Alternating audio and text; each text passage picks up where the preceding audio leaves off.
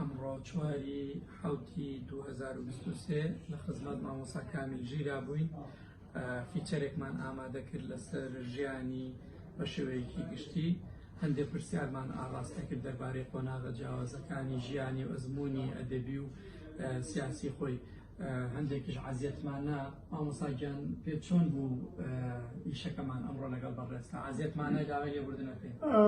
عەزیەت نییە، بەڕاستی ئیشەکەتانم زۆر پێخۆش بوو، چونکە هەستم کرد کە لەکانی دڵتانەوە ئەتانێن خزمەت بە بوادە جیاوازەکان نێتەوەکەمان بکەن. ئەمە کاتێکی گرنگە ئێوە دەستان داوەتەیە. بەدەوام بەدەوام بەدەستەری بەڕاستی ئەم کارتان وەکو لە ناوی دەستگاکەتان دەرەکەوێ کارێکی خزمەتگوزاریە کە لە ئاستی کتەوەکانی کەریمی عەلەکە و زمانەیفانایە کە ئێوە ئەمڕۆ ئەتانەوێ پەیوەندی ئەو دوو بەڕێزە بکەن. بێگومان سوپاسی زۆرمان بۆ دکتۆری بەڕێز کاک تەها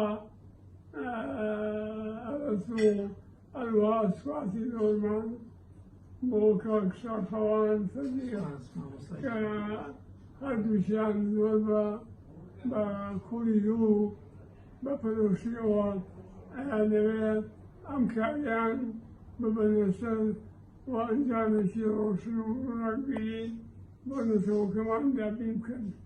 بەخێربێن سەرچاوەکان. زۆر سوپاس بۆ تۆش مامۆستا گیان، سوپاس تەمەند درێژ بی ئینشەڵڵا.